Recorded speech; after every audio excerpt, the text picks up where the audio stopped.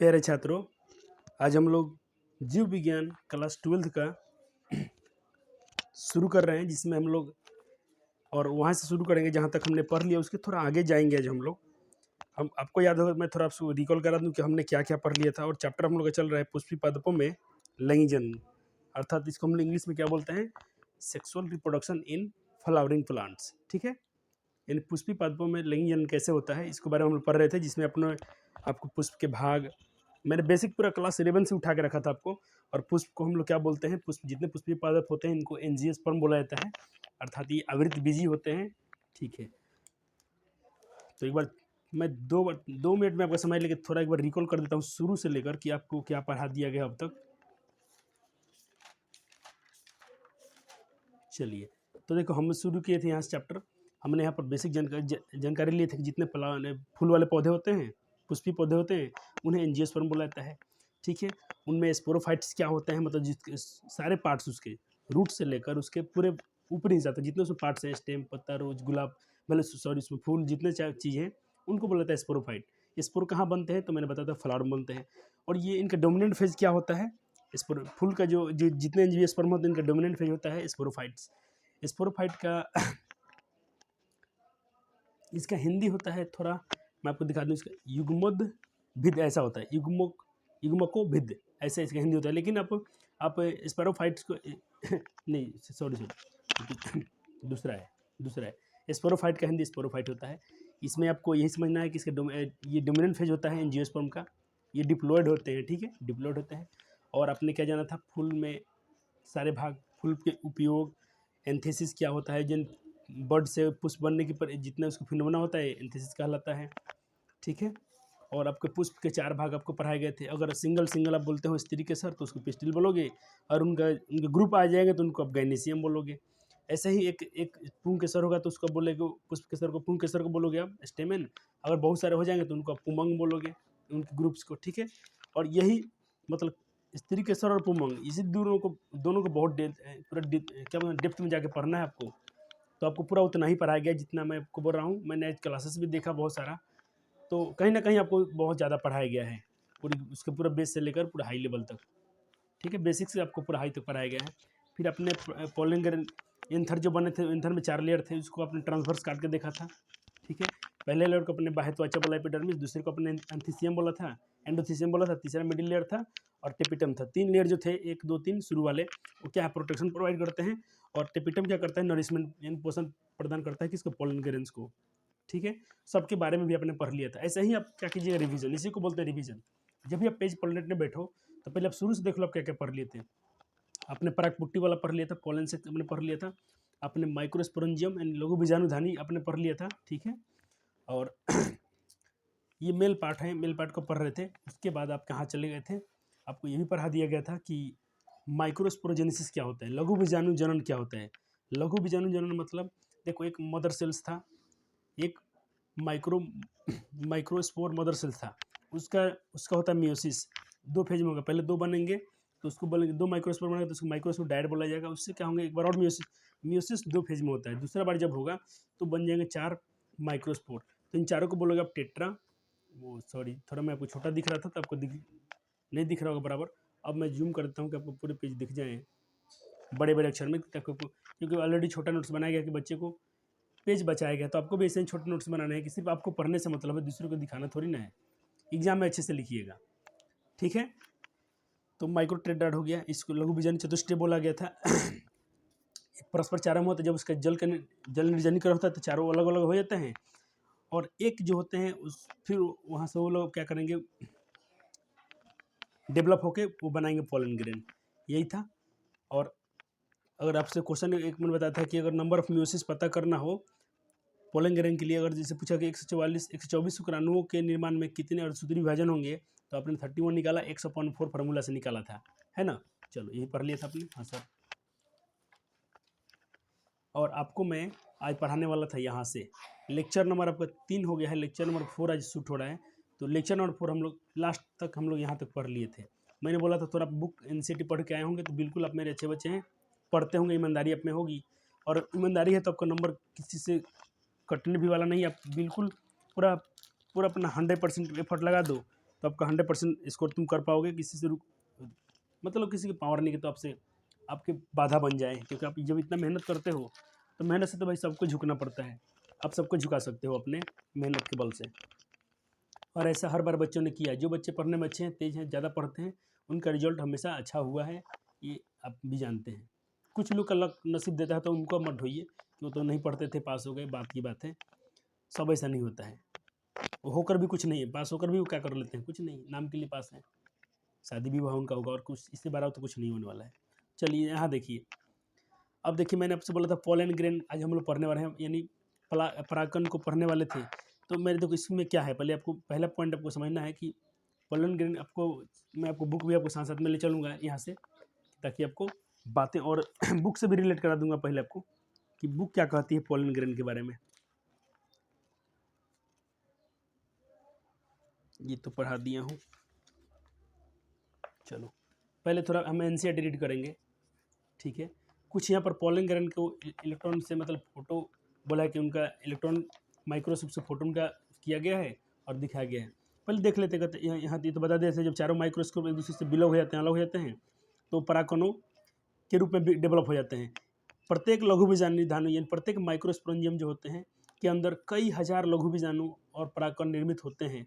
परागकण जो परागकोश के स्फुटन के साथ होता है, यानी जब एंथर पराग ये पोलन ग्रेन जो होते हैं एंथर के फटने से, मैं बताया था ना जब एंथर का डेहिसेंस होता है, एंथर का जब डेहिसेंस होता है मतलब एंथर जब फटते हैं, उनका स्फुटन होता है, वहाँ से बहुत सारे रिलीज होते हैं, मुक्त होते हैं, है ना। चलिए परागकण पहले एनसीईआरटी पढ़ लो क्या कहती है। कहती है कि नर गेमेटोफाइट, युग्मोद्भव का हिंदी होता है, इंग्लिश होता है गेमेटोफाइट मेल गेमेटोफाइट का प्रतिनिधित्व करता है। परागकण किसको रिप्रेजेंट करता है, तो नर गेमेटोफाइट को, किसको, नर गेमेटोफाइट को। उसका क्या कहती है एनसीईआरटी, जैसे कि यदि आप हिबिस्कस यानी गुड़हल या किसी अन्य पुष्प के खुले परागकोश को छूते हैं तो अपनी उंगलियों पे आप कभी अपना हम लोग अड़हुल जो होता है ना, गुड़हल चाइना रोज का फूल छू के देखना उसका जो पीला पीला जो ना आपके हाथ में लग जाता है, पाउडर जैसा परागकण की पाते हैं।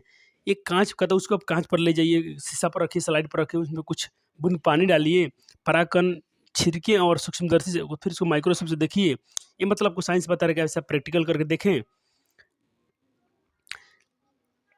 कहते देखें तो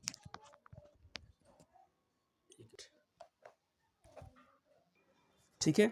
तो इसको ऐसा आपको एक्टिविटी एनसीईआरटी बोलते हैं, मतलब बोला है साइंस करने के लिए, करेंगे तो बहुत आपको नॉलेज मिलेगा, लेकिन हम लोग नहीं करते हैं तो ये गलत करते हैं। आपको एक्टिविटी खेलना चाहिए सब चीज़ों, ऐसे हम मान लो हमारे पास थोड़ा माइक्रोस्कोप चाहिए, बाकी चीज़ें तो अवेलेबल है, फुल पराग पोलन आपको मिल जाएंगे, शीशा पराग उसका इसे ऑब्जर्व कर सकते हो, पानी छिड़क उस पर।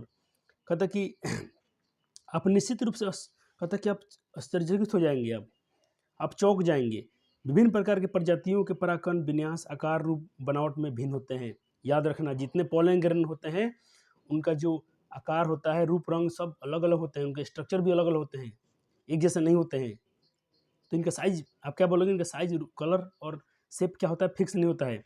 परागकण सामान्यतः गोलाकार, हाँ इनका आकार साइज दिया है, लेकिन यहाँ पर लिखा है सामान्यतः, नॉर्मली यानी मैक्सिमम, जनरली क्या होते हैं, स्फेरिकल होते हैं। स्फेरिकल मतलब गोलीय होते हैं, गोला जैसा होता है, गोल गोल होते हैं, जिनका व्यास लगभग आप याद कर सकते हो 25 से 30 माइक्रोमीटर होता है। और इनका जो डेहिसेंस होता है, कहता है इनको अब सुस्पष्ट रूप से दो पत्तों वाली भित्ति होती है, दो पत्तों वाली कहता है इनकी इन दो परत, इसमें दो लेयर पाई जाती है, दो परत इसमें पाई जाती है। कहता कठोर बाहरी भित्ति को बाह्यचोल बोलते हैं, यानी इसको इग्जाइन, इंग्लिश में क्या बोलेंगे, उसको इग्जाइन बोलते हैं। जो बाहरी परत होता है उसको इग्जाइन बोलते हैं। जो कि ये क्वेश्चन बहुत इंपॉर्टेंट लाइन है एनसीईआरटी की कि बाह्यचोल किससे बना होता है, बाह्यचोल यानी इग्जाइन किससे बना होता है, स्पोरुलिनिन से बने होते हैं, जो सर्वाधिक प्रतिरोधक यानी बहुत हाई टेम्परेचर, ये सब बहुत हाई प्रतिरोधक कार्बनिक पदार्थ हैं, समरागी हैं, जो उच्च ताप यानी उच्च टेम्परेचर और एसिड अम्ल से इनको कोई फर्क नहीं पड़ता है, उसमें टिक जाते हैं। अभी भी ऐसा कोई इसको एंजाइम तक भी इसको नहीं मार सकते हैं, बाह्यचोल को एंजाइम भी खत्म नहीं कर सकता है। कहता जो स्पिरुलिन की निम्नीकृत कर सके, अभी तक कोई एंजाइम भी नहीं बना पाया है कि जो स्पिरुलिन से बना चीज को खत्म कर पाए। बाह्यचोल सुस्पष्ट द्वारक या रंध्र होते हैं, बाह्य चोल में अब देखेंगे उसमें बहुत सारे उसमें छिद्र मिलेंगे, उन छिद्र को बोलेंगे हम लोग जर्म स्पोर। क्या बोलेंगे? Germ spore.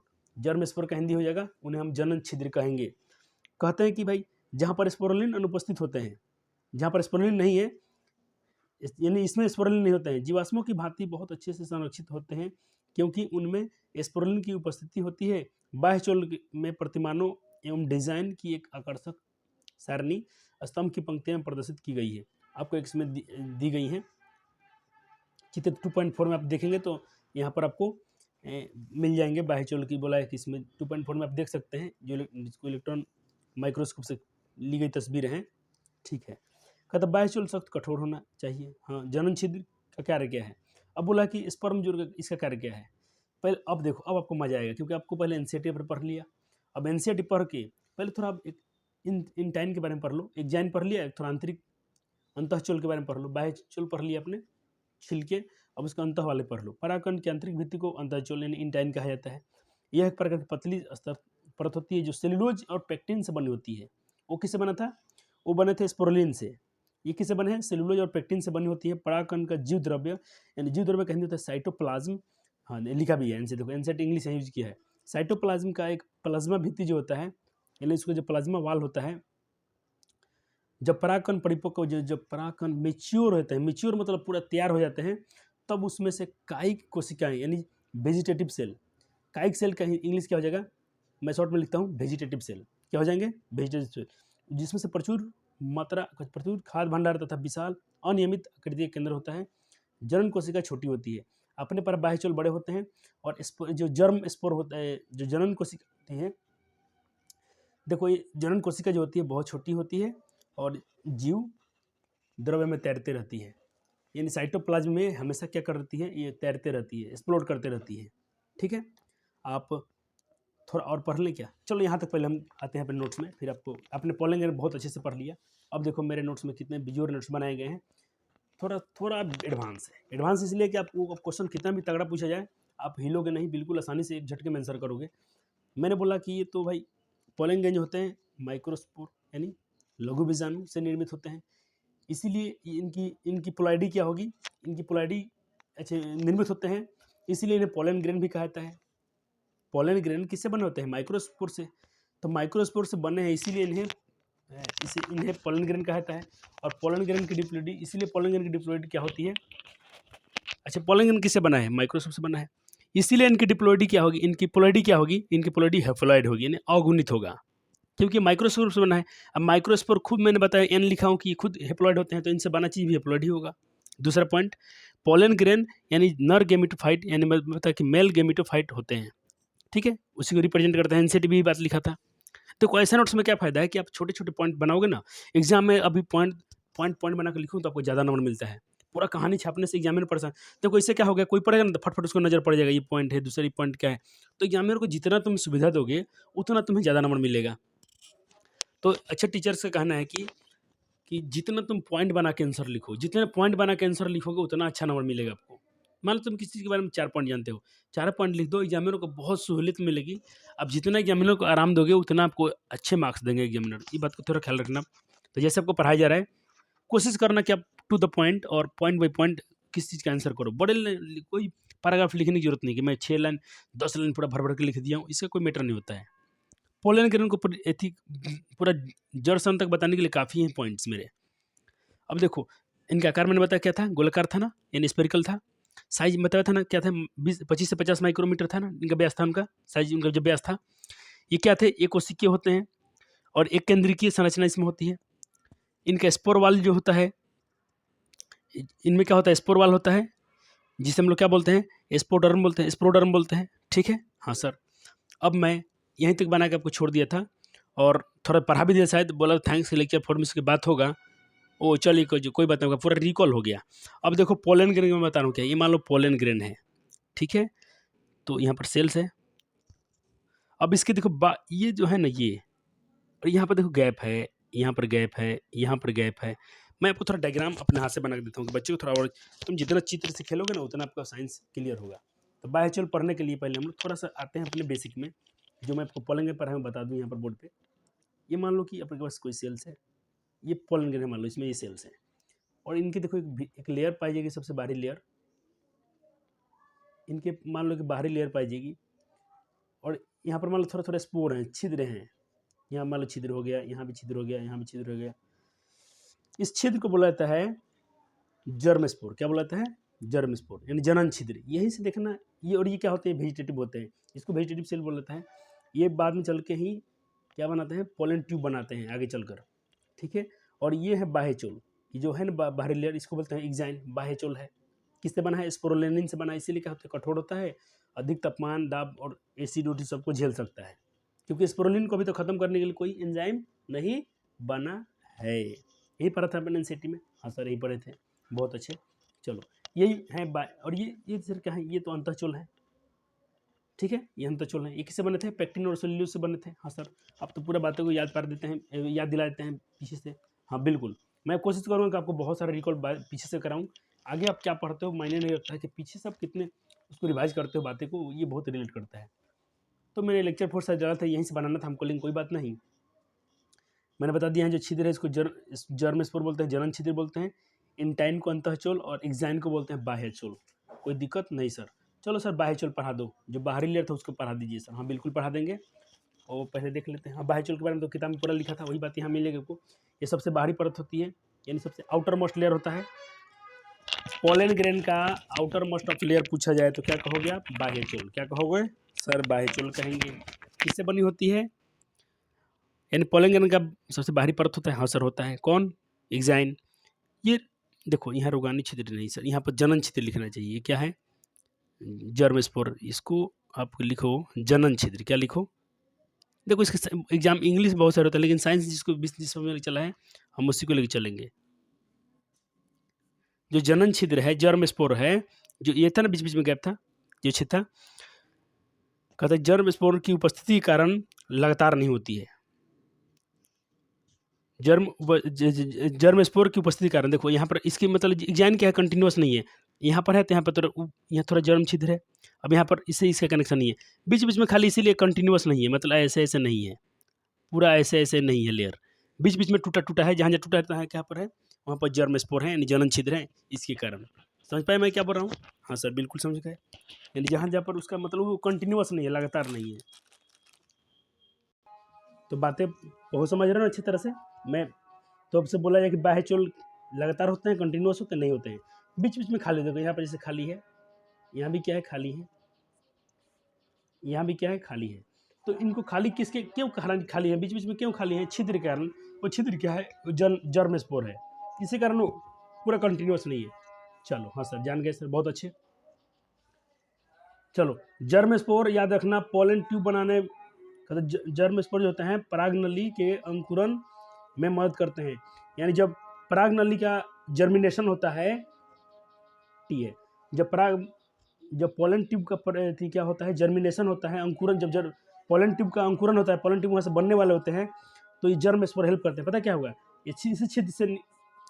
इसी छिद्र मान लो यहाँ पर पोलन ट्यूब बनना चाहते हैं, तो यही छिद्र क्या हो जाएगा? थोड़ा लंबे हो जाएंगे ऐसे, और ये पूरा लंबा बन जाएगा, और ये बहुत सहायक करती है। पोलन ट्यूब तो बहुत इंपॉर्टेंट है। आपको सारे चीज़ इतना फोड़ के पढ़ा देंगे कि आपको फिर कभी दिक्कत नहीं होगा, मेरे हिसाब से नहीं होगा। बशर्ते आप में देखते हो आप में कितना क्या बोलते हैं पेशेंस है, आप कितना धैर्य के साथ पढ़ते हैं, कितने सीरियस पढ़ते हैं, कितने इस पर आप अपना खुद का एफर्ट लगाते हैं, ये मैटर करेगा। अब देखो, ये पॉइंट हो गए। हाँ सर, अगला पॉइंट देखो, स्पोरुलिन जो बताया था किससे बना है? ये क्यों स्पोरुलिन से बना है? इसीलिए कठोर था ये। और स्पोरुलिन क्या होता है? सबसे प्रतिरोधी कार्बनिक पदार्थ है, यानी ऑर्गेनिक मटेरियल है। यह उच्च ताप और सुदृढ़ अम्लों के क्षारों के सम्मुख टिक सकता है, सबको झेल सकता है। स्पोरुलिन को कोई अभी तक एंजाइम नहीं बना है जिसको डिग्रेड कर दे, उसको खत्म कर दे, ऐसा कोई नहीं बना है। हाँ सर, सारे बात तो मैंने एनसीईआरटी पढ़े थे, देखो तो कितना, उसी बात को पूरा बुक नहीं लिखना पड़ेगा आपको, छोटे छोटे पॉइंट लिख लोगे, सारा किताब जब जब अपना नोट्स पढ़ोगे ना, पूरे किताब आपके दिमाग में घूमेंगे। चलो, अब देखो, फिर कहते हैं कि ये क्या करते हैं? ये पोलन ग्रेन को सुरक्षा प्रदान करते हैं, बिल्कुल प्रोटेक्शन देते हैं। और ये पोलन ग्रेन का उपयोग जीवाश्मीकरण यानी फोसिलाइजेशन के लिए किया जाता है। ये थोड़ा आपको एनसीईआरटी में नहीं था, थोड़ा स्ट्रेट मैं बोला, थोड़ा सा कुछ एडवांस भी आपको पॉइंट मिलेंगे।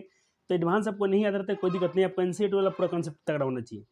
इसका उपयोग टॉक्सिनोमी के लिए भी महत्व होता है। टॉक्सिनोमी का मतलब होता है कि किसी चीज़ का नामकरण करते हैं हम, तो वहाँ भी ये बहुत इंपॉर्टेंट होता है। आप यहाँ तक बना लिए हैं?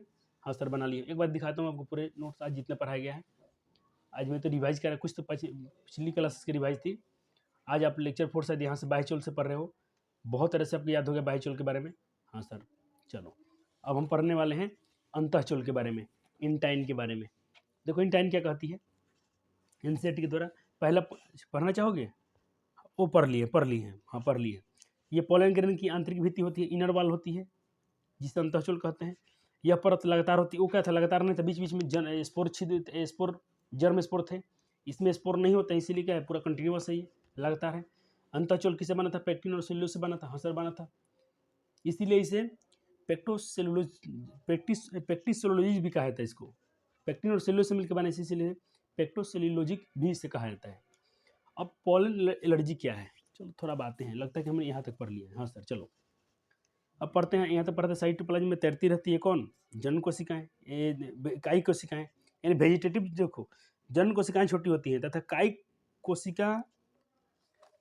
कोशिका के जीव द्रव्य में, यानी जो वेजिटेटिव सेल होती हैं, वेजिटेटिव सेल उसके साइटोप्लाज्म में एक जनन कोशिकाएं तैरती रहती हैं। यह तुर्क और आकृति घने जीव द्रव्य के कारण केंद्रक वाला है।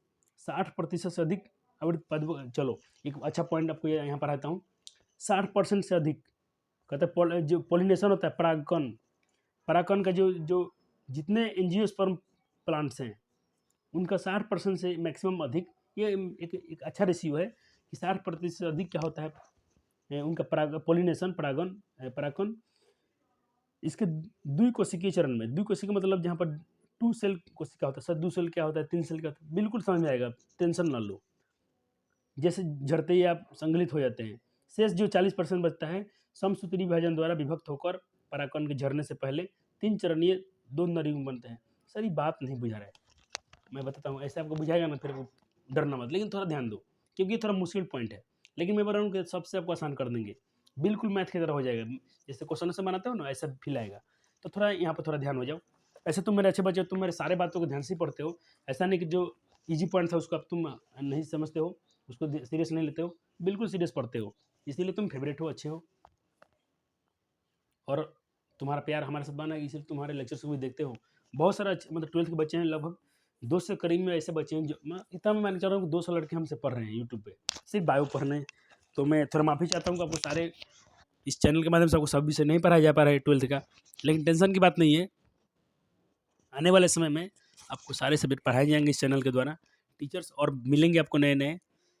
और मैं तो खुद कोशिश करूँगा कि बहुत सारे विषय में आपको हेल्प किया जाए, अलग टीचर का मतलब अच्छे टीचर का नोट्स हो मेरे द्वारा प्रोवाइड कर दिया जाए आपको, जैसे आपकी बायो का मैं कर रहा हूँ, एक अच्छा मैम्स का नोट्स है, मतलब अच्छे पढ़ाती हैं, कभी मैं उनको लेक्चर दिखा दूँगा, ऑफलाइन में तो दिखाऊंगी, जो मेरे पास बच्चे पढ़ते हैं उनको मिल जाएगा, बहुत मस्त टीचर है, मतलब मज़ा आता है पढ़ के। चलो अब पढ़ो, ये पोलन एलर्जी क्या है। कभी कभी देखो, अभी बन गजारा कोई देखा है? बन गजारा, एक गाजर का खेत आता था, जैसे हम लोग के पहले गेहूँ में बोते थे ना, तो वहाँ पर एक बन गजरा जमता था, और तुम बाई वहाँ बढ़ जाओगे ना तो उसकी इतनी खुशबू महकती थी, इतना खुशबू महकता था, तो कोई कोई छींकने लगते थे। तो क्यों छींक रहे थे? पराग से छींक रहे थे, इसीलिए उसे पोलन एलर्जी बोलते थे। या कोई कोई आज भी कोई कोई पौधा होता ऐसा है कि जहाँ से कोई गुजरता है ना तो छींकने लगता है, उसी को बोलते हैं पोलन एलर्जी। चलो, कई प्रजातियों के परागकण पोलन ग्रेन विशेष रूप से क्या होते हैं, वायुरागी, यानी वायु के माध्यम से, वायुरागी पौधे, यानी वायुरागी पौधे को बोलते हैं एनिमोफिलियस प्लांट्स। कुछ लोगों में गंभीर एलर्जी और ब्रोंकियल्स पीड़ा के कारण बनते हैं। कुछ लोग के सांस संबंधित समस्या होने लगता है। ब्रोंक्यूल्स मतलब फेफड़ा होता है, ऐसी आपका ये ब्रोंक्यूल मतलब क्या बोलते हैं अपना, जब तुम मानव पार्ट्स पढ़ोगे ना श्वसन में, वहाँ मिला होगा आपको ब्रोंक्यूल्स, ये जो फेफड़े में संबंधित है अपना, ये श्वसन संबंधित है, ये मतलब थोड़ा सांसों की समस्या होने लगती है, ये छींकने लगते हैं। अक्सर अस्थमा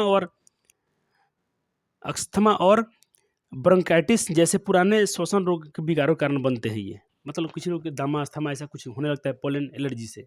ठीक है, अब कहते हैं अगला पॉइंट कि पोलन एलर्जी पैदा करने वाले पादप की कुछ एग्जांपल बताइए। तो मैं बता रहा हूँ, पहला तो है आपके एनसीईआरटी में लिखा है पार्थेनियम।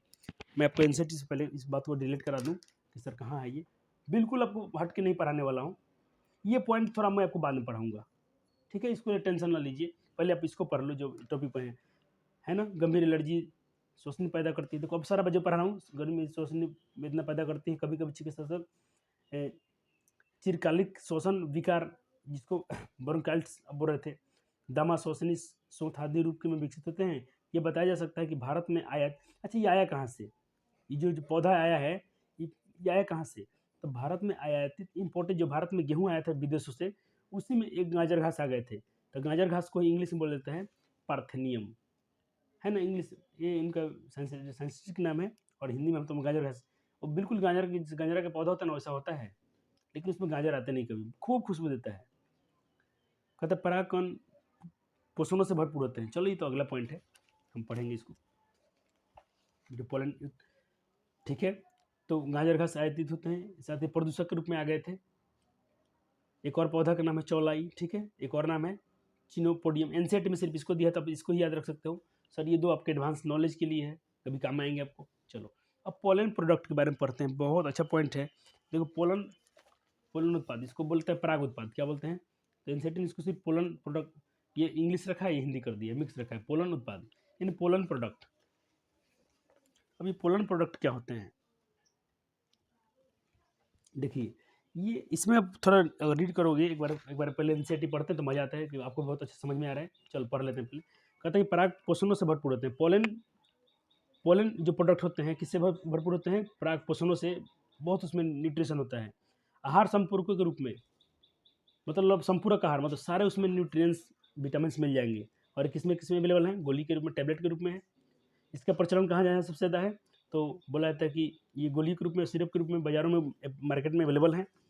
और इनकी पराग खपत का यह दवा है।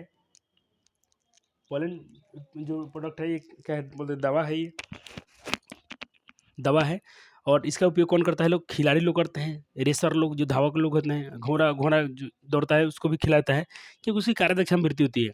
मान लो कोई खिलाड़ी इसको खाता है ना, तो बहुत उसमें स्टेमिना मिलती है, बहुत ताकत मिलती है। जितने देर तक खेलते रहेगा उसमें मतलब थकान उसको नहीं होगी, बहुत ऊर्जा मिलती है। घोड़ा को खिलाता है कि जब घोड़ा रेस करेगा तो घोड़ा थकेगा नहीं। तो बहुत इसमें न्यूट्रिएंट्स होते हैं। अभी इसको ले सकते हो, ये मार्केट में अवेलेबल है, टेबलेट के रूप में अवेलेबल है, सिरप के रूप में अवेलेबल है। इसको आप एक न्यूट्रिएंट्स के रूप में आप ले सकते हो। कुछ डायग्राम आपको दिख रहा है, देख लो।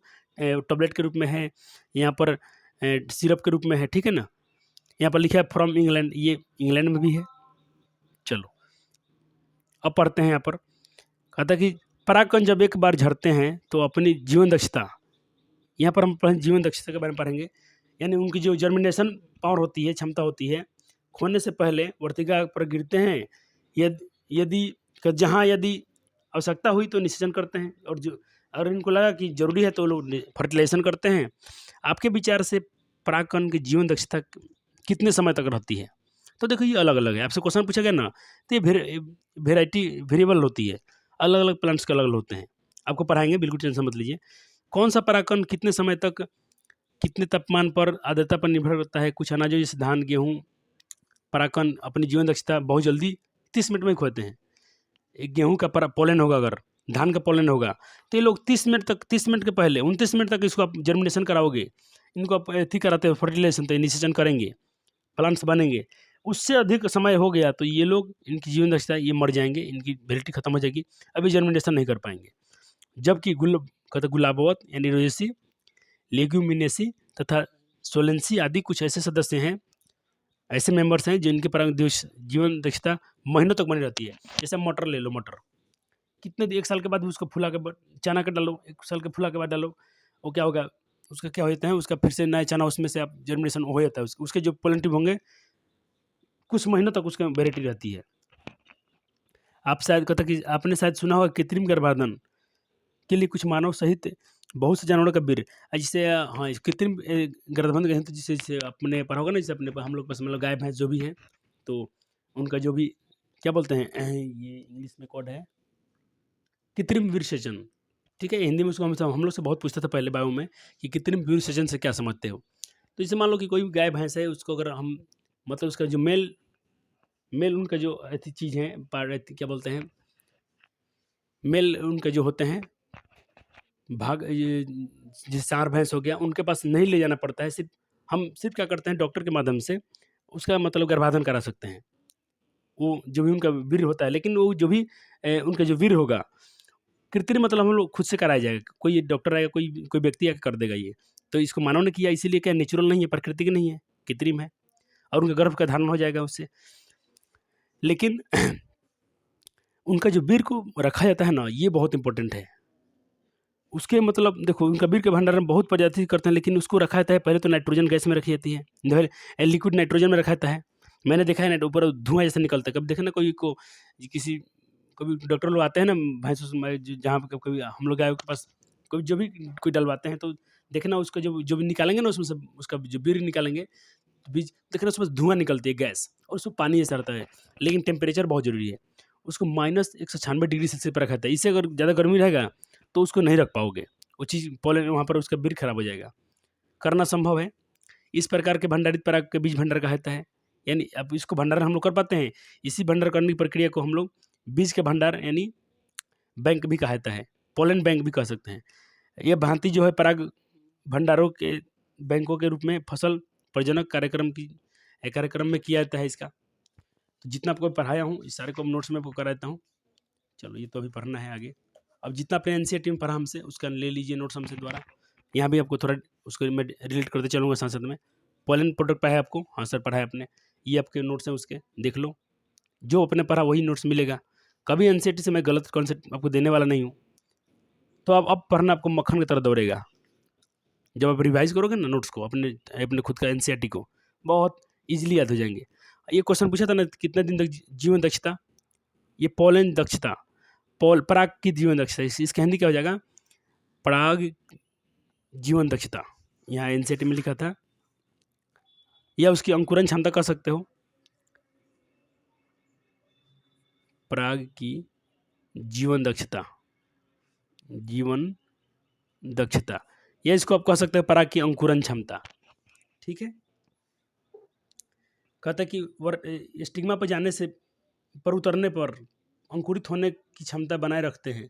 जितना मान लो स्टिग्मा पर गए, कोई पोलन स्टिग्मा पर गया, अब वो जब तक क्या बोलते हैं कि जब तक वो वहाँ पर अंकुरित करने की क्षमता अपना रखता है, जितना उसका डेट है कि अब वो जर्मिनेशन कर सकता है, जितना देर तक करेगा, उसकी वो क्या बोलते हैं, वायबिलिटी कहलाती है। वायबिलिटी मतलब उसकी जीवन दक्षता कहलाती है। यह अत्यधिक परिवर्तनशील होती है, यह बहुत अलग अलग होता है, क्योंकि तापमान, आर्द्रता यानी ह्यूमिडिटी पर भी इसका असर पड़ता है। सर बहुत अच्छा लग रहा है पढ़ के। हाँ बिल्कुल आएगा, फील तो आपको दिलाएंगे, इसमें कोई डाउट नहीं है। चलो, थोड़ा छोटा क्या है इसको। चलो, पहले थी पोलन, अब वायबिलिटी पढ़ रहे तो इसका पीरियड जब पढ़ रहे हो तो प्लांट्स में अलग अलग होता है। जैसे मैंने बोला कि आधा घंटा तक ही चावल गेहूं में भी 30 मिनट तक ही रह सकते हैं। अच्छा, चावल और गेहूं जो होते हैं, इनकी जो फैमिली होती है, इसको पायोसी कहा जाता है। क्या कहता है? पायोसी कहा जाता है। पायोसी जैसे मानव का होता है ना कि हम लोग का एक साइंटिफिक नाम होता है, वैसे चावल और गेहूं के फसल वाले जो अनाज होते हैं, इनकी फैमिली को बोला जाता है पायोसी बोला जाता है। तो ऑप्शन में चावल गेहूं नहीं रहेगा तो पायोसी जरूर रहेगा। ठीक है। या इनकी जीवन दक्षता पूछेगा तो 30 मिनट पर टिक करना। अब सर्वल कुछ जो हैं तो कई महीनों तक रहते हैं, जैसे मैंने दिखाया था। तो उनकी फैमिली क्या है? जैसे उनकी फैमिली है लेग्यूमिनेसी, ठीक है, एक है फेबिसी। फेबिसी में क्या आता है? फेबिसी और लेग्यूमिनेसी में कौन कौन आते हैं? चना, मटर, दाल, सोयाबीन, गुलेठी, मटर, जो भी कुछ हैं। ये आपको थोड़ा में क्लास 11 से भी ला कर दिया गया है टॉपिक आपको। एग्जाम्पल कुछ कम पर है ना, तो हो सकता है क्लास 11 वाला बात आपसे पूछ लेता है और आप तो पढ़ के नहीं हो, तो सर हमको डरने की जरूरत है क्या? नहीं, बिल्कुल नहीं। आप क्लास 11 आपका गलती से नहीं पढ़ पाए हैं, कुछ कारण से आप नहीं पढ़ पाए हो, तो टेंशन की जरूरत नहीं है। आपको जितना ज़रूरत होगा मेरे हिसाब से मैं उसको यहीं पे कवर करा दूंगा। जैसे ये ज़रूरत है एग्जाम्पल, तो मैं वहाँ से ढूंढ के लाया हूँ और आपको करा दिया हूँ। तो आपके लिए बहुत मेहनत हो रहा है, ये आपको 12th के बुक में नहीं मिलेगा, लेकिन आपसे एग्जाम में पूछा जा सकता है, तो मैं उतना मेहनत किया हूँ। गुलाबवत, सोलेंसी था ना इनका। अच्छा, सोलेंसी में क्या क्या होता है? जैसे आलू का, मटर, टमाटर का, ये लोग की पोलन जो होते हैं, इनकी जीवन दक्षता बहुत ज़्यादा होती है, कई महीने तक ये कर सकते हैं। ठीक है। चलो, अब गुलाबवत यानी रोजेसी, ये भी उसमें आते हैं। जो बीर रखने की मैं दिखाया था आपको, पोलन कितना पर, उसको भी लिख दिया हूँ कि पौधों के। अच्छा, पराग बैंक था ना, पोलन बैंक क्या होता है उसको जब मैं दिखाया था कि लंबे समय तक हम किसी चीज़ को नाइट्रोजन तरल पदार्थ में रख सकते हैं, किसी माल जाल का जो बीर था। और फिर उसको गर्भधारण में काम आ सकता है। इसी को बोलते हैं पोलन बैंक। क्या बोलते हैं? Pollen bank. तो पूरे नोट्स में यहाँ पर अवेलेबल है। हाँ सर अवेलेबल है पराग। ठीक है सर, नोट किया आपने? हाँ सर नोट हो गया। चलो अच्छा सॉरी यहाँ पर थोड़ा कुछ कट रहा था, ये देख लो। अच्छा तुम इसको हम लोग स्टोर करते हैं, इसको पराग कणों के भंडार को ही क्रायो प्रिजर्वेशन कहते हैं। Cryo preservation preservation preservation preservation कहते हैं। Okay sir? हाँ सर ओके ओके। चलो चलो अब सर इतना डायग्राम जटिल क्यों ला दिए? हाँ तो आपको समझाने के लिए। जब देखा था ना कि लिखा था 40% 60% कहाँ चले जाते हैं, फिर उनका क्या होता है कि 2 सेल बनता है 3 सेल बनता है, ऐसा पढ़ा देंगे ना कि दिमाग से नहीं निकलेगा। हाँ सर सच में बिल्कुल सच हकीकत बोल रहे हैं। लेकिन ध्यान से सुनो, थोड़ा टॉपिक अब यहाँ से आगे आपका सीरियस टॉपिक शुरू हो गया है। अभी तक तो क्या था, बिल्कुल एनसीईआरटी पढ़ लो, चमक रहा था, अब चमकेगा नहीं। इसको चमकाने के लिए आपको थोड़ा परिश्रम करना पड़ेगा। चलो पहले हम पढ़ लेते हैं जो नर गैमिट होते हैं, इनके स्ट्रक्चर और डेवलपमेंट, इनका बनावट कैसे होता है, ये कैसे डेवलप होते हैं, कैसे बड़े होते हैं, कैसे नर गैमिट बनता है। ठीक है ना? ठीक है, यानी आप पढ़ रहे हो ये वाला टॉपिक जो आपके एनसीईआरटी में दिया था, हमको इसी में था 60% हो जाता है। हाँ ठीक है, बिल्कुल यही इसी पॉइंट को हम पढ़ाने जा रहे हैं आपको। 3 चरण 2 चरण सब पढ़ाएंगे। हाँ सर ठीक है ठीक है। चलो देखो ये एनसीईआरटी में थोड़ा नहीं है, एनसीईआरटी से थोड़ा हट के पढ़ाया जा रहा है ताकि आपको ये बुझा जाए, क्योंकि कुछ ये क्लास 11 का टॉपिक है। देखो ये मैं क्या बनाया हूँ, ये क्या है, एक पोलन है, पोलन ग्रेन है, परागकण है। ये क्या है, उसके बाह्यचोल हैं। ये क्या है, अंतःचोल हैं। बाह्यचोल किससे बने थे? याद कीजिए स्पोरुलिन से बने थे। ये किससे बने थे? पेक्टो और सेलुलोज से बने थे। हाँ सर बहुत अच्छे, याद हो गए, बहुत अच्छे। चलो अब देखो जब इनका क्या होगा, मियोसिस। क्या होगा? मियोसिस, सॉरी माइटोसिस होगा, सॉरी इनका क्या होगा? माइटोसिस, यानी इनका होगा समसूत्री विभाजन। तो यहाँ पर क्या है, सेल है, ठीक है। माइटोसिस होता है, मियोसिस मतलब अर्धसूत्री विभाजन, और माइटोसिस मतलब समसूत्री विभाजन। जब इनका समसूत्री विभाजन, ये क्या होते हैं, पहले जब इनका एक फेज आएगा, जब ये माइटोसिस होगा तो इसको हम बोलेंगे असिमेट्रिक माइटोसिस। असिमेट्रिक क्यों बोलते हैं? कि अनइक्वल होता है, क्योंकि देखो समसूत्री का मतलब होता है समान, बराबर। लेकिन इसका जब डिवीजन होगा ना तो यहाँ से जो सेल बनेंगे वो समान नहीं बनते हैं, अनइक्वल बनते हैं। कैसे बनते हैं? असमान। इसीलिए इसको बोलते हैं असिमेट्रिक माइटोसिस होता है। यहाँ पर यानी क्या होता है, असममित माइटोसिस होता है। और जो असिमेट्रिक माइटोसिस होता है और असमित, यानी यहाँ पर बनते हैं स्पिंडल फाइबर का निर्माण होता है। कैसा फाइबर का? स्पिंडल फाइबर का निर्माण होता है, जो आपको यहाँ दिखा रहा हूँ, यहाँ देखो, ठीक है। अच्छा पोलन ग्रेन क्या होते हैं? हेप्लोइड होते हैं। उनकी पोलैरिटी क्या होती है? हेप्लोइड होती है। हाँ सर, अब देखो उनसे 2 चीज़ बना, ये 2 समान विभाजन नहीं हुआ है, एक छोटा बना एक बड़ा। देखो मैं ऐसा आपको समझा रहा हूँ, बोर्ड पर बहुत अच्छे से समझ में आएगा, चाहे यहाँ रफ में समझाता हूँ। देखो ये रफ पेज रखा हूँ, देखो मान लो कि ये आपके पास था, इसके आप बोल रहे थे कि असिमेट्रिक माइटोसिस हुआ, तो यहाँ पर इतना बड़ा सेल था ना, तो ये ऐसे टूटेगा, ऐसे ऐसे छोटा।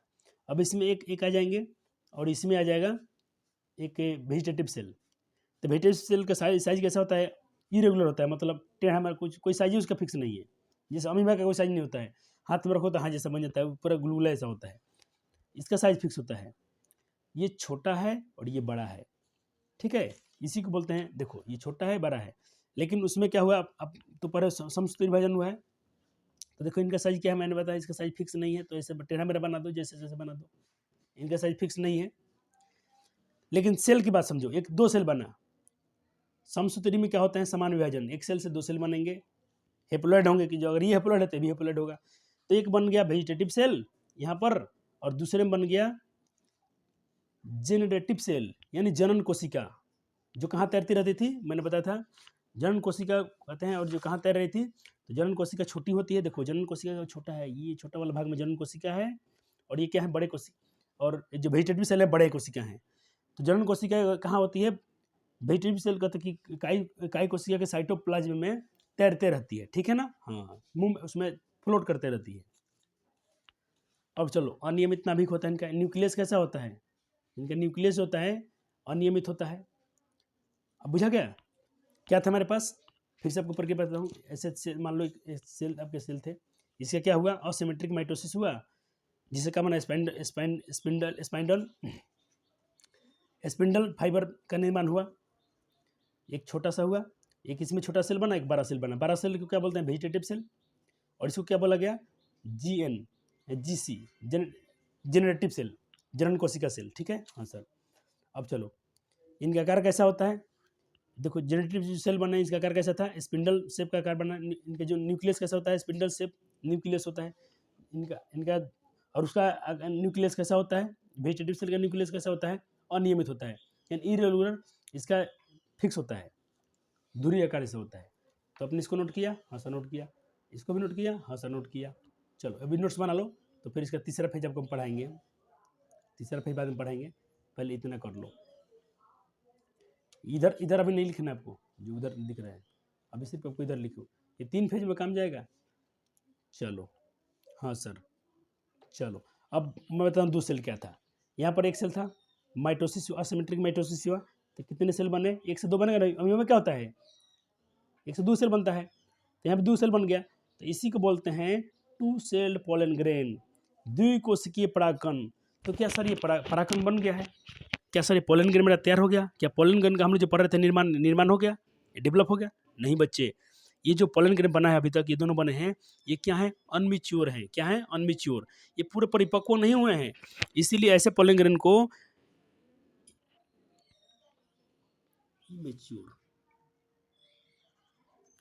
इमेच्योर क्या बोलते हैं, IMM, ये देखो दिख ना, हाँ दिख रहा है सर, दिख रहा है, क्योंकि ये जो पोलन ग्रेन बने हैं, ऐसे पोलन ग्रेन को हम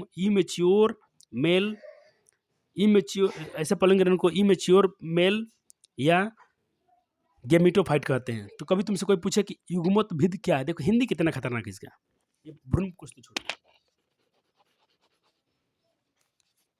सिर्फ इतना ही। इग्मकोद, अब मैं तुमसे कहीं पढ़ाऊँ, लिखो बच्चों, चाहे पढ़ो बच्चों, इग्मकोद्भिद, अब तुम फंस जाओगे, युग्म से तो बुझाएगा तो गैमेट की बात हो रहा है, लेकिन कैसा गैमेट, इसको देखो इंग्लिश में कितना चल रहा है, गैमेटोफाइट, क्या बोलते हो, गैमेटोफाइट। तो गैमेटोफाइट कैसे होते हैं, यहाँ पर जो गैमेटोफाइट बना है कैसे बना है, अच्छा गैमेटोफाइट किसे कहते हैं, एक ऐसा सेल जिसके गैमेट अभी पूरा मैच्योर नहीं हुए हैं, ऐसे को बुलाता है गैमेटोफाइट। वैसा पोलन ग्रेन जो अभी इमेच्योर हो, वैसे याद करो, वैसे पोलन ग्रेन जो अभी क्या है, परिपक्व नहीं हुए हैं, इमेच्योर हैं, वैसे उनको क्या बोलाता है, गैमेटोफाइट बोलाता है। 2 सेल्ड पोलन ग्रेन कहो या द्विकोशीय परागकण कहो। तो सर यहाँ तक हो गया, हाँ सर हो गया। चलो चलते हैं आगे।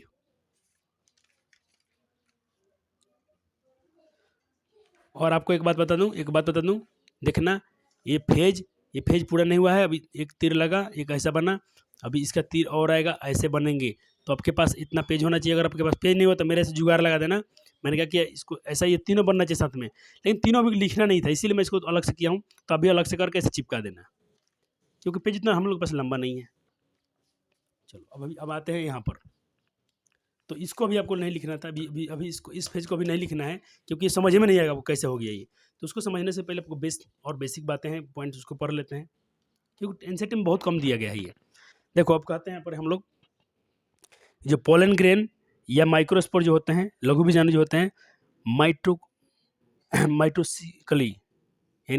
माइटोसिकली क्या होते हैं, 2 कोशिकाओं में बढ़ जाते हैं। 2 बटना, एक था, एक उससे 2 बना, ठीक है, हाँ सर बन गया। दूसरा उसमें क्या हुआ, एक बना हमारा वेजिटेटिव सेल, जो क्या था, इसको काई कोशिका कहो, वनस्पति कोशिका भी कह सकते हो, काई कोशिका बेटर है, एनसीईआरटी काई कोशिका कहती है, तुम काई कोशिका कहो। काई कोशिका तो बहुत बड़ा था, हाँ सर बहुत बड़ा, उसमें प्रचुर मात्रा में खाद्य भंडार होना है, इसलिए बड़ा है वो, और बड़ा अनियमित आकार का केंद्रक उसमें है, उसका न्यूक्लियस बहुत बड़ा था, लेकिन क्या था, और अनियमित था, मतलब उसका साइज ठीक नहीं, फिक्स नहीं था ना। देखो जितना भी तुम पढ़े हो ना, जितना पढ़ाया हूँ इसी को नोट्स बनवा रहा हूँ कि तुमको याद बेहतर अच्छे से याद रहेगा, इसीलिए वो पॉइंट बना के लिख दिया हूँ। पहले तो समझा दिया हूँ रफली, अब उसका नोट्स भी बनवा दिया हूँ अच्छे से। चलो एक बना था GC जनरेटिव सेल, यानी जनन कोशिका बना था, उसका साइज क्या था, बहुत छोटा था, छोटू सा था वो। वेजिटेटिव सेल यानी साइटोप्लाज्म में तैरते रहता है, एनसीईआरटी में लिखा था ना, तैरते रहता है, हाँ सर। घने साइटोप्लाज्म और केंद्रक न्यूक्लियस के साथ क्या होता है, उसका स्पिंडल साइज होता है, स्पिंडल आकार का होता है, वो शेप का होता है, हाँ सर। अब वेजिटेटिव सेल के बारे में थोड़ा और पढ़ लो, ये वेजिटेटिव सेल क्या करेंगे, याद रखना भाई आगे चल के। वेजिटेटिव सेल कैसे थे? बड़े थे। यह सेल जो होते हैं पोलन ट्यूब का निर्माण में मदद करेगी या करेगा। वेजिटेटिव सेल क्या करेंगे? वेजिटेटिव कोशिका क्या करेगी? कई कोशिका क्या करेगा? जब पोलन ट्यूब बनेगा, पोलन ट्यूब का निर्माण में मदद करेगा या खुद पोलन ट्यूब ही बन जाएगा वो। ठीक है, इसे ट्यूब सेल्स भी कहते हैं। इसे क्या कहते हैं? ट्यूब सेल्स भी कहते हैं इसे। अब जेनेटिव सेल आगे चलकर क्या बनता है? फर्दर डिवाइड करेगा और समसूत्री विभाजन यानी माइटोसिस और क्या बनाएगा? Two male gamete. क्या बनाएंगे? टू मेल गैमिट, 2 नर युग्मक बनाएंगे। और ये नर युग्मक कैसे होंगे? नॉन मोटाइल यानी गति नहीं करेंगे। और क्या? अमीबा जैसी इनकी संरचना होगी, इसलिए इनका बोलेंगे एमोबॉइड शेप। अमीबॉइड शेप, क्योंकि अमीबा का आकार फिक्स नहीं होता है, इनका भी गैमिट का आकार फिक्स नहीं होगा, इसलिए इनको बोलेंगे अमीबॉइड। अमीबा से आकार होता है इसलिए, क्योंकि इनका आकार क्या होता है? इरेगुलर होता है अमीबा जैसा। हाँ सर, बहुत क्लियर, चमक गया सर।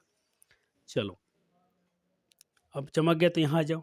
ये देखो, अब मैंने क्या बताया आपको, अभी क्या क्या पढ़े हो, जितना तुम पढ़े हो उसको मैं यहाँ पर रिलेट कर रहा हूँ। पहले मान लो एक मदर सेल था, एक पोलन मदर सेल था, मियोसिस हुआ यानी अर्धसूत्री विभाजन हुआ तो 4 बना था ना, 4 पोलन ग्रेन बने थे, या 4 माइक्रोस्कोप स्पोर बने थे।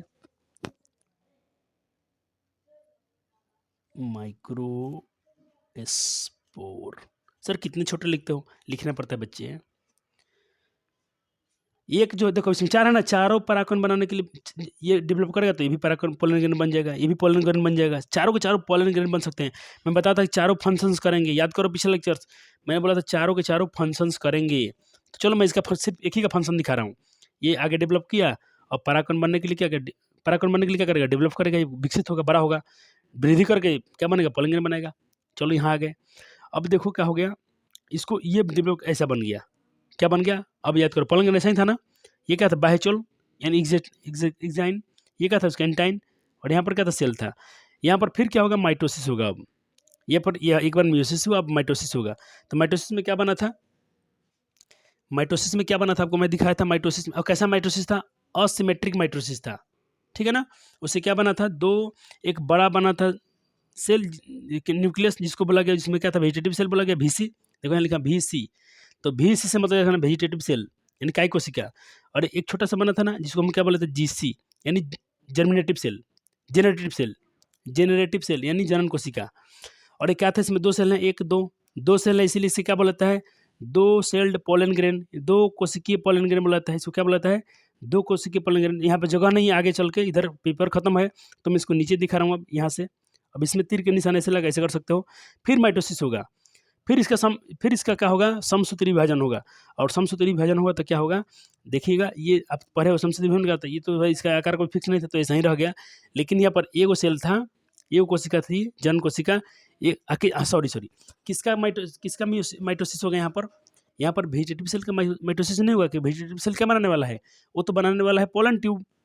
ये जो सेल है यही जनन कोशिका से ही पोलन ग्रेन बनता है। कोई तुमसे पूछे कि पोलन ग्रेन किस कोशिका से बनती है, तो हम कहेंगे किससे? पोलन थी जेनेटिव सेल से बनती है, जनन कोशिका से बनती है। तो किसका माइटोसिस होने वाला है? जनन कोशिका का माइटोसिस होगा। तो अब पढ़े हो माइटोसिस क्या होता है? समसूत्री विभाजन होता है, समान 2 बन जाएंगे। एगो सेल था, अब 2 समान बन गया। तो 2 बन गया तो यहाँ, लेकिन अब दोनों क्या बनेगा? मेल वाला बनेगा, 2 मेल गैमेट बनाएंगे। ठीक है सर। और एक तो वेजिटेटिव सेल है ही है अपना। अब यहाँ पर देखो 3 सेल बन गया। यही वहाँ पर NCERT लिखा था कि 3 सेल बनेगा, 2 कोशिकीय बनेगा। अब बोलो तुमको मक्खन की तरह चमका कि नहीं चमका? हाँ सर। अब पढ़ लो इस बात को, तुम्हारे दिमाग में दौड़ेगा। अब 60% 40% में आपको समझाने वाला हूँ, समझ में आ जाएंगे। देखो लिखा है कि झड़ते हैं और जनन कोशिका का माइटोसिस होता है और वो विभक्त होकर परागकण में झरने से पहले 3 चरणीय 2 नरयुग्म बनाते हैं। 2 मेल गैमेट बनाया है और 3 चरणीय यानी 3 कोशिकीय कह सकते हो, 3 सेल्ड, 3 चरणीय में तीसरी अवस्था में यहाँ पर 3 फेज है। ठीक है ना। हाँ सर। अब मैं क्वेश्चन कर दूँ, इसका आंसर दोगे? हाँ सर देखो दो भाई।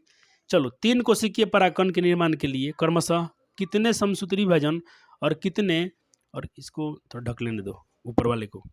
चलिए क्वेश्चन है, देखो 3 कोशिकीय, इसका आंसर करो, 3 कोशिकीय परागकणों के निर्माण के लिए कितने समसूत्री विभाजन और कितने अर्धसूत्री विभाजन की आवश्यकता होगी? जल्दी आंसर करो। 3 सेल बना था अंतिम में जाके, जल्दी याद करो, लेक्चर को पीछे से जाकर देखो एक बार दोबारा, जल्दी से बताओ कितना। ऑफलाइन में बच्चे से पूछ लिया जाएगा। चलो अब दिखाते हैं कितना,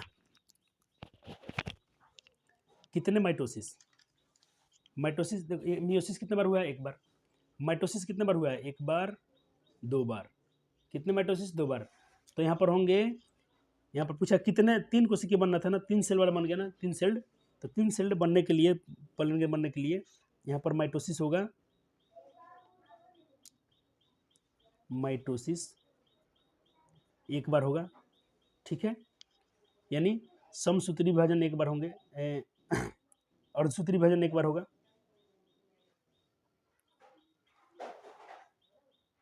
सॉरी माइटोसिस है ना, हाँ समसूत्री होता है, मैं अलग चला गया हूँ कॉन्सेप्ट लेके।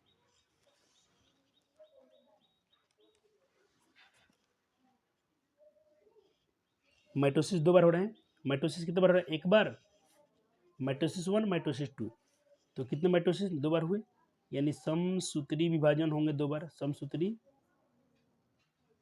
विभाजन कितने बार? दो बार। और मियोसिस कितने बार हुआ है? मियोसिस 1 बार, कांस्टेंट है, एक ही बार होगा। और मियोसिस हुआ है 1 टाइम, यानी अर्धसूत्री विभाजन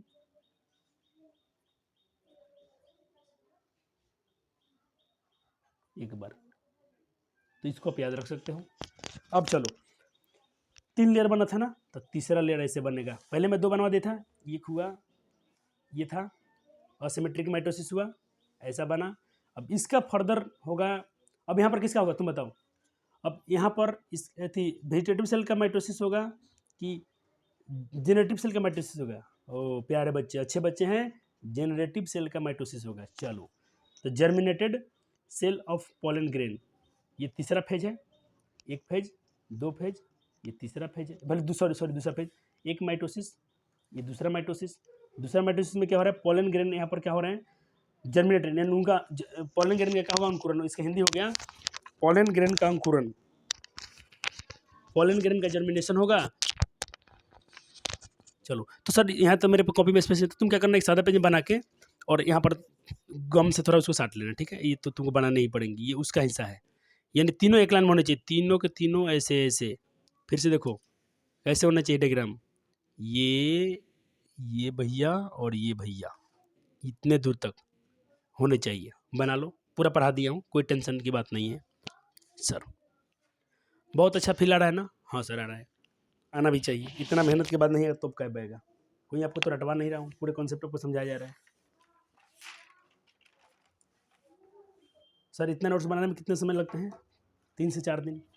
जितना आपको एक लेक्चर में पढ़ाते हैं ना, तो मेरा 4 दिन का मेहनत लगता है।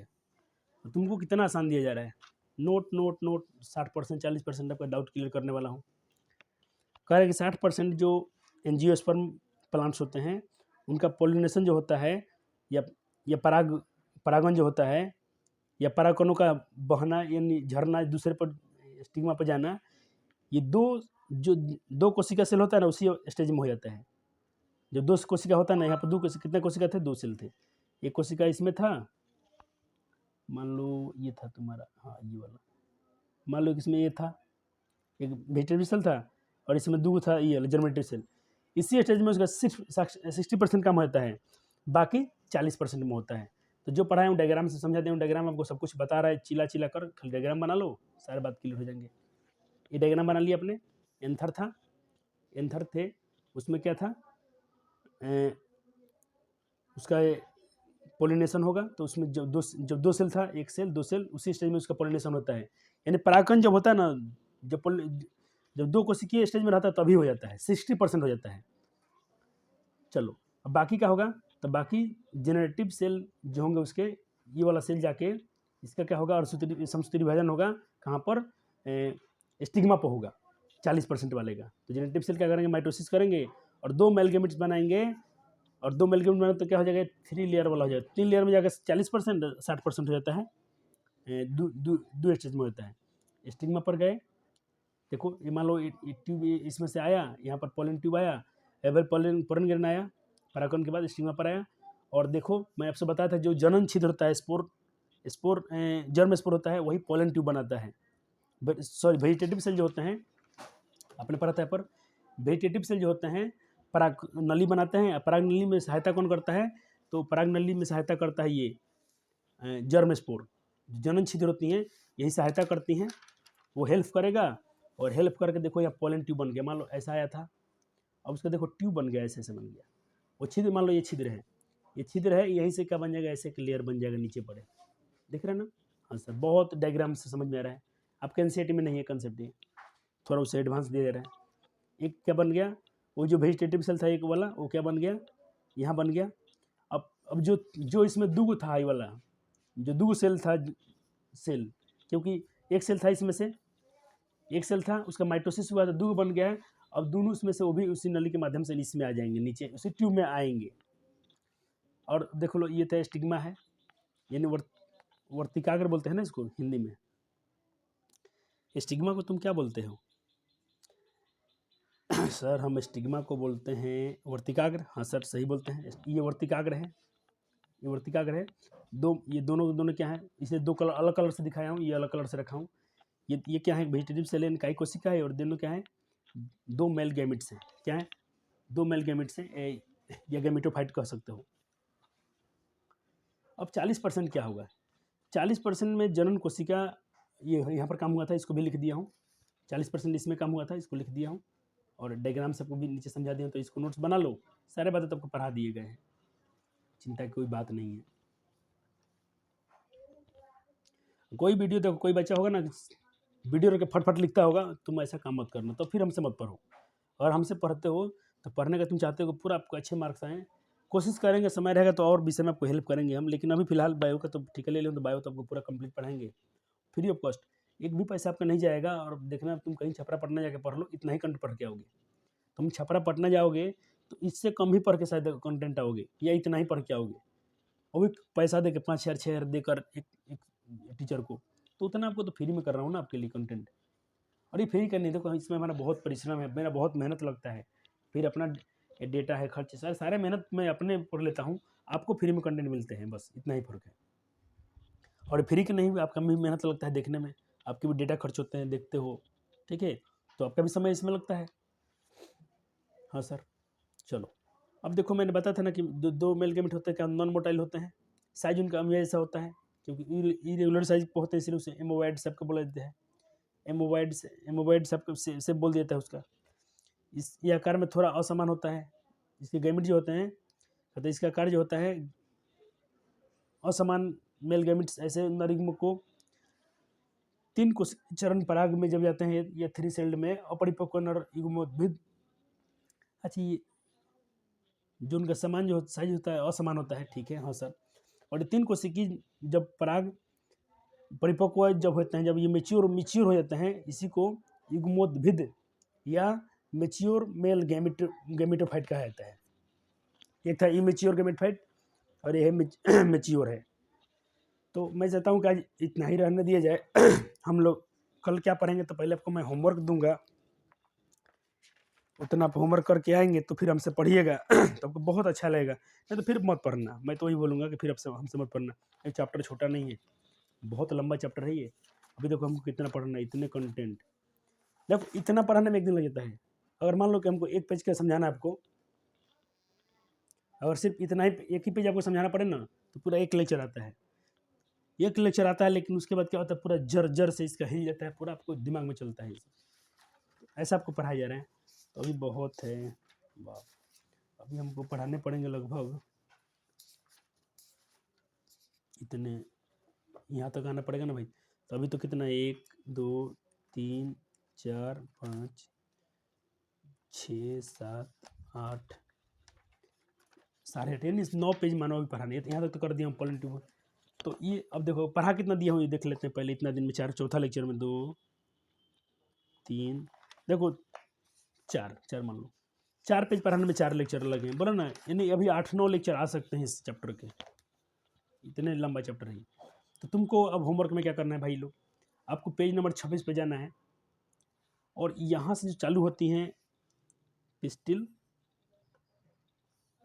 मेगा, माइक्रोस्पोरेंजियम, ओव्यूल और भ्रूणकोश यानी एम्ब्रियोसेक, इसको आपको पढ़ के आना है। बहुत अच्छे में एनसीईआरटी इसका जिक्र करती है, थोड़ा पढ़ के आओगे ना तो आपको पूरा क्लियर दिखेगा। सर मेरे पास बुक नहीं है, तो मैं चलो आपको थोड़ा जूम करके इसको मैं रिकॉर्ड कर देता हूँ कि मेरे बच्चे, प्यारे प्यारे बच्चे, देख लोगे इसको। चलो और उसके बाद ये भी टॉपिक आपको पढ़ के आना है। सर एमसीक्यू नहीं कराइएगा, बिल्कुल कराए जाएंगे, आपको टेंशन की ज़रूरत नहीं है। एमसीक्यू मेरे ऑफलाइन वाले बच्चे को तो कराया जा रहा है, वो भी 2 बार पढ़ते हैं वो लोग, ऑनलाइन भी क्लास लेते हैं तो वहाँ से कर रहे हैं। जो यूट्यूब पर हमसे पढ़े हैं उनको भी कराए जाएंगे, आपको टेंशन नहीं लेना है। पहले तो सिर्फ आप इस तरीके सर को ही पढ़ के आ जाएंगे तो काम आपका हो जाएगा। हाँ, एक ही पेज पढ़ के आना है, ऐसा पेज पढ़ना है, इसको 2 बार पढ़ना पेज को। सर क्या इतना ही पढ़ सकते हैं, क्या मैं आगे बुक नहीं पढ़ सकता हूँ? बिल्कुल पढ़ सकते हो, जितना आगे पढ़ोगे वो आपकी मर्जी है, उतना अच्छा सीखोगे। कुछ बच्चे को तो अपने से पढ़ना चाहिए। तो ये पेज था, पेज नंबर 26-27 आपका होमवर्क देके जा रहा हूँ। पूछेंगे फिर से मेरे कितने पेयर, पूछना क्या है और डरना क्या है। जो ईमानदार बच्चा होगा पढ़ के आएगा, जो पढ़ेगा वो अच्छा करेगा, जो नहीं पढ़ेगा वो अपना मर्जी है उसका।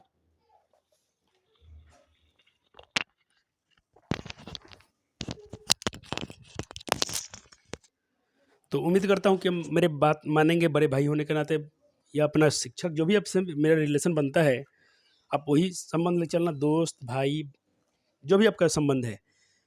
जो भी मेरा ऐसा ऑनलाइन यूट्यूब से पढ़ रहे हो बच्चे, ये मेरा कहना है कि आप मेरे जो होमवर्क दे गए हूँ करके आना। देखना आप अच्छे नहीं बन गए बायो में, और बाकी भी सब कहीं से पढ़ रहे हो तो पढ़ो, अच्छी बात है। मैं तो कहूँगा कि ऑनलाइन ही तैयारी करना बहुत बेहतर है, ऑफलाइन से आपका खर्चा भी बचेगा और आपका अच्छा तैयारी होगा। यूट्यूब से या कहीं और पेड कोर्स से भी आप पैसा से पढ़ते हो तो पढ़ना। मैं तो बच्चे को सलाह देता हूँ कि आप +2 में आ गए हो तो ऑनलाइन ही पढ़ना, बहुत आपके के लिए बेनिफिशियल होगा। और देखो मैं एमसीक्यू आपके लिए तैयार किया हूँ, ऐसा नहीं कि नहीं किया गया, लेकिन अभी नहीं कर रहा हूँ, आपको साथ में कराएंगे एमसीक्यू। देखो कुछ अभी एमसीक्यू आपके तैयार हुए हैं, इसमें तो नहीं है शायद, मैं कॉपी नहीं लाया हूँ, दूसरे कॉपी में है। एमसीक्यू आपके लिए बना है, टेंशन की जरूरत नहीं है। चलो धन्यवाद। तो वीडियो कैसा लगा बताइएगा, कमेंट में जरूर मेंशन करना मेरे प्यारे प्यारे बच्चे। अभी तक मैं देखा हूँ 200 बच्चे क्लास देखते हो, आपका कोई जो भी आपका मतलब क्या समस्या है, आपका क्या रिस्पॉन्स है, नहीं करते हो, थोड़ा अच्छा नहीं लगता है। जरूर करना कि आपको कैसा लगता है वीडियो, अच्छा लगा बुरा लगा, क्या चाहिए इसमें और कैसे मुझे पढ़ना चाहिए। करना आपके हिसाब से, मैं लेक्चर्स को उस मतलब कंटेंट बनाऊंगा जिसमें कंसेप्ट पूरा तगड़ा होगा और आपके हिसाब को पसंद आ जाएगा। तो कभी आप बताओगे नहीं तो हम कभी कुछ करेंगे कैसे, तो ये आपको बताना चाहिए। मैं इंतज़ार करूँगा आपके अगले कमेंट, आपकी जो भी फीडबैक होगा इसके लिए मुझे बहुत बेसब्री से इंतज़ार रहेगा। ज़रूर मेंशन कीजिएगा। धन्यवाद। पढ़ते रहिए और मेहनत करते रहिए, स्कोर तो आपको अच्छे से मिलेंगे ही, आपकी जो मंजिल होगी आप वहाँ भी पहुँचोगे। बिना मंजिल के लिए रास्ते तय मत करना, कोई ना कोई आपका एम होना चाहिए जीवन में कि आपको क्या बनना है, क्या करना है। अच्छी एक ख्वाहिश आपकी होनी चाहिए, ख्वाहिश होगा तो पूरा भी होगा। धन्यवाद, थैंक यू।